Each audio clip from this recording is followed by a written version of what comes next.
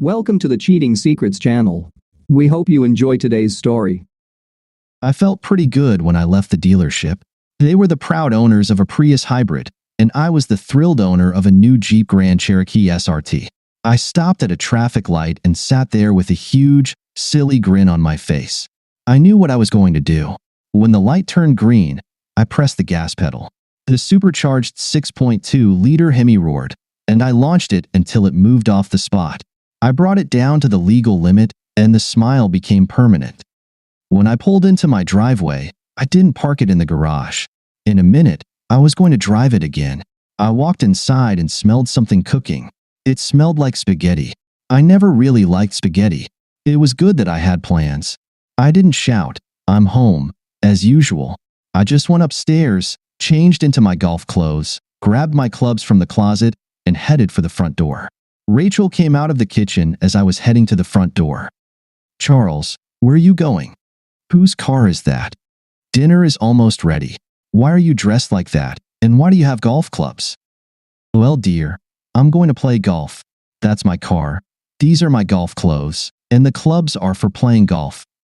She stared at me as if I had lost my mind. "You never mentioned anything about playing golf. What about dinner?" "I'll have dinner at the country club," I told her. "Enjoy your meal."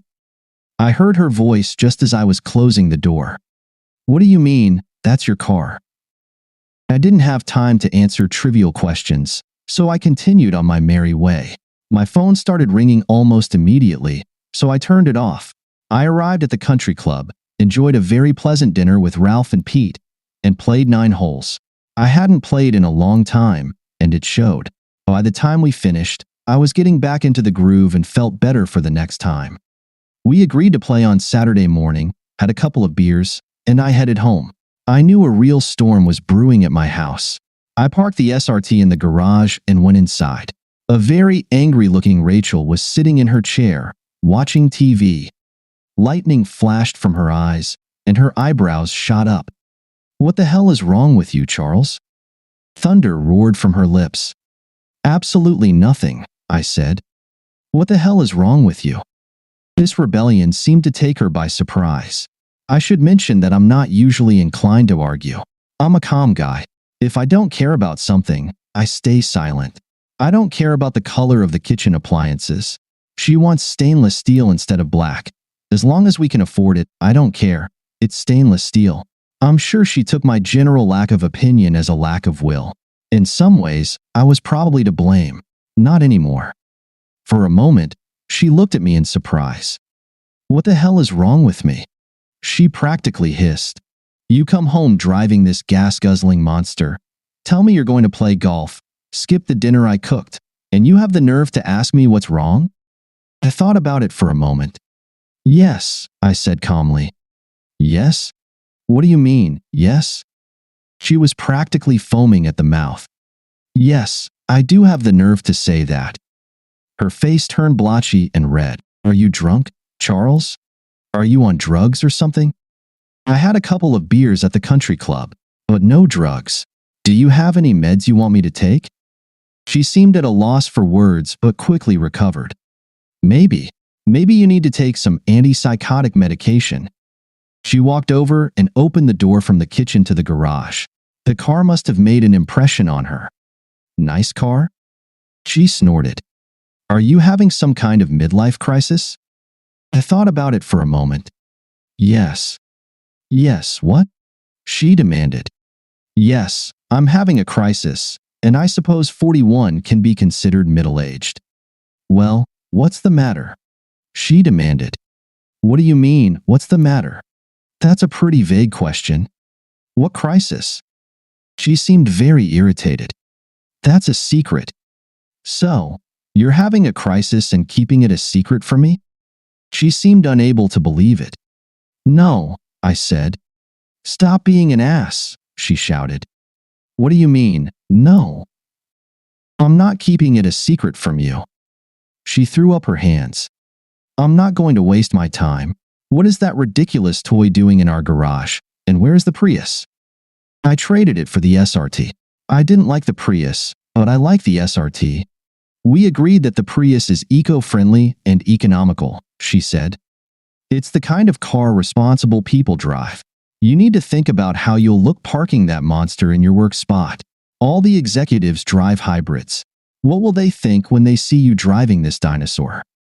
Envy. We agreed on the Prius, she cut off. No, I never agreed, I said. I just went along with it because it's what you wanted. Is that so? She said sternly. Don't you care about my happiness anymore? Tomorrow you're taking it back and getting the Prius.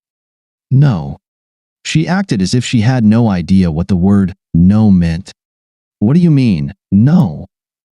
I'm not taking it back and I'm not getting the Prius. She paused, looking hurt. 3 days ago, I might have cared. What is wrong with you, Charles? I've decided I like being called Chuck. From now on, you should call me Chuck. Her mouth fell open, and she seemed speechless. I appreciated that. I went upstairs to shower and get ready for bed. When I came out into the bedroom, a pillow and blanket were at the foot of the bed. You'll be sleeping in the guest room, she said. You're acting like a spoiled child, and don't expect me to sleep with you. I paused for a moment and then pulled back the blanket. Her eyes bulged as I started to lie down. What the hell do you think you're doing? Going to sleep. I told you, you're not sleeping here. Yes, I heard you. My hearing is fine. Don't tell me where I can sleep. This is my side of the bed. The other side belongs to you. I won't cross onto your side. It's only fair to tell you that you shouldn't cross onto mine either. She defiantly rolled onto my side. I yanked the blanket from her hands and pinned her down before lying on top of her. She desperately tried to push me away. I weighed 95 kilograms. She weighed 54 kilograms. She failed. Get off me, you idiot. She tried to slap me, but I caught her hand. This is my side, I told her. Your side is over there. You're not welcome on my side. I lifted myself slightly, and she rolled onto her side. Then she started crying. What's wrong with you, Charles? She sobbed. What happened to you? Why are you treating me like this? There is no Charles, I told her. Only Chuck. I told you I like being called Chuck. I thought you liked being called Charles, she cried. No, you liked calling me Charles, I said. I never liked it. I just went along with it for you. Why don't you want me to be happy? I don't think you respect me. I think the reason you don't is that I've spent all my time trying to make you happy. I'm done with that. Now I'm going to make myself happy. If you're happy because I'm happy, great. If not, too bad. She made a quiet sobbing sound. What happened? Yesterday you were the best husband in the world. Today you're a bastard. It actually took 3 days, not just one. She stared at me, looking like one of those baby birds waiting for its mother to feed it. I don't have any worms for you, I told her. She looked at me as if an alien had taken over my body. Worms? What the hell is wrong with you? Are you sick? The answer to the first question is complicated, I said after a moment's thought. The answer to the second question is yes. She paused for a moment. You're sick? Yes. What's wrong with you? What kind of illness makes you trade your beautiful car for a gas-guzzling monster? How sick can you be if you can go play golf and drink beer? It's a heart problem, I told her. She looked confused. Do you have blocked arteries or an irregular heartbeat? How does your behavior relate to a heart condition? It's not exactly an illness. I had a change of heart, something like a transplant. Are you going to tell me what's going on? I found out 3 days ago that you're a cheater. All the love in my heart died and was replaced with a heart like yours. Now I care about myself and don't care about you. What did you call me? She demanded. Maybe you should consider getting your hearing checked. Did I stutter? No, you were perfectly clear, she said. I don't know what bug you've got up your ass, but you better get it sorted. You just accused your wife of being a cheater and a crap. I don't like to think of it as an accusation. It's more like stating a fact, I explained. What the hell are you talking about? She practically screamed. No need to shout. I'm right here, I said. I'm talking about your little hotel date with Alan and Marcy Baker. Her face went pale. What? How? I don't understand what you're talking about. Do you know who our president is? What day is it today? She just stared at me. Someone's having a troubling short-term memory loss, possibly post-stroke. I took out my phone and opened the chat. The evidence was saved in the chat and on my phone. I wasn't going to tell her where else it was recorded. There were photos, large and lifelike. Rachel, between the two of them, entering room 177 at the Dorchester Hotel. She was kissing Marcy while Alan had his hand on her rear. Where did you get this? She asked. McLean sent it to me, I said. I'm pretty sure he sent it to Lonnie as well. They are very upset. McLean is our son, and Lonnie is our daughter. She gasped. McLean? He saw. You're lying. You got them from somewhere else. I showed her the picture taken by McLean. No, he was there, dropping off a client, when he saw you go in. He just wanted to say hi.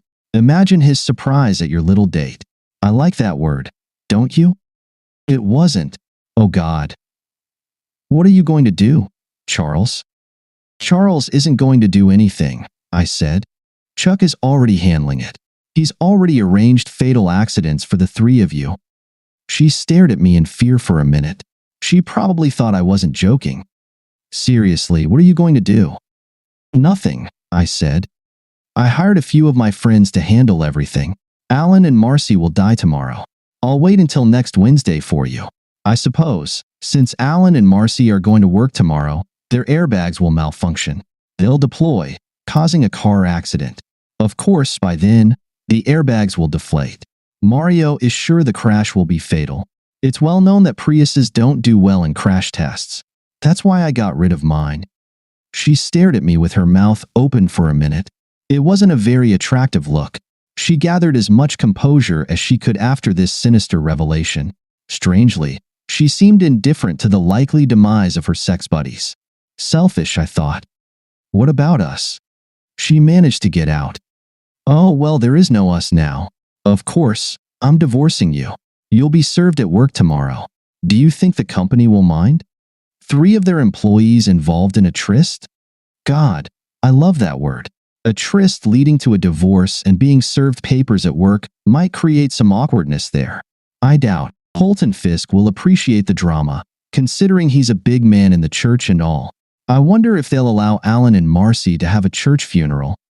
This elicited a strange, distorted wail from Rachel, sounding eerily like some peacocks in the zoo. I turned off my light.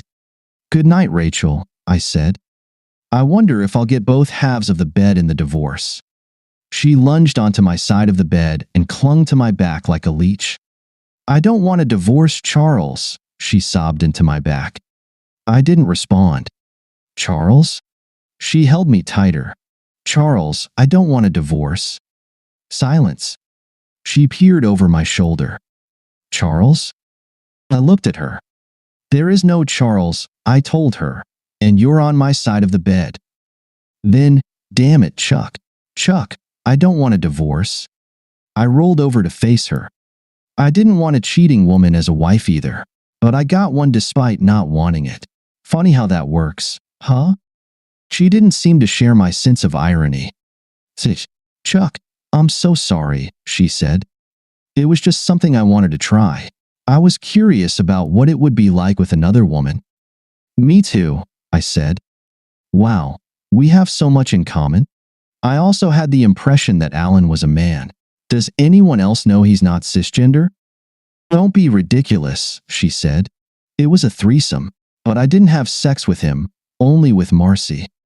He just sat in the chair and watched? A non-cisgender voyeur. Pervert. He was with Marcy while she was with me, she admitted. Do you realize how absurd this conversation is? What possible twist of imagination could make you think that this helps your case? She hesitated a bit, but couldn't come up with anything plausible. I was going to give you the same, she finally said. The same? What does that mean? I asked. A threesome with me and Marcy, she said. You just told me you were curious about being with another woman. Marcy doesn't interest me, I said. I was thinking of someone who hadn't slept with half the men in town. Who were you thinking of? What the hell? Chuck was on a roll. I might as well mess with her mind. Well, Lily has always been at the top of my fantasy list, I confessed. My sister? She screeched. You asked me, I reminded her. Lily was incredibly sexy. Rachel was a walking wet dream. But Lily was all that and more. Blonde, brown eyes, a few freckles on the cutest nose imaginable, and that body. She had the most gorgeous shape. Just looking at her made your tongue hard, not to mention other parts. Her breasts were large, round, and firm, and she had the most delightful butt on the planet. She exuded sensuality from every pore, making men act foolishly when she was around. She was 5 years younger than Rachel and me, had been briefly married in her late 20s to a promising NFL player, but left the bum when he bailed, started drinking, and couldn't keep a job. When Rachel and I were dating in college, Lily was in high school, and she had a crush on me. It was amusing, and I was quite fond of her, but I never acted on it. Yes, I felt the attraction, but I wouldn't have done anything even if I had the chance. I wondered if Rachel would actually go for it and, more importantly, if Lily would. It didn't matter. Rachel was leaving me anyway, but it was a great way to mess with her. I could see the wheels turning in Rachel's head. I'm not going to have a threesome with my sister, she finally said. I shrugged and turned over to sleep. The divorce went as smoothly as possible. Rachel fought it tooth and nail, but divorces can't be dragged out like they used to be. Most people know what happens in a divorce, and it wasn't fun, but Chuck was enjoying life. How do you get rid of your sweetheart? Just take out the trash. Sometimes the trash objects to being taken out, but hey, it happens. I never got that threesome with Lily, though I'm quite content being in a couple. The voluptuous body of this cutie, being the little spoon next to me, doesn't leave room even to dream about a threesome. Thank you for being with us and listening until the end. If you found it interesting, please subscribe, give us a like, and leave your comments. And we'll see you on the Cheating Secrets channel.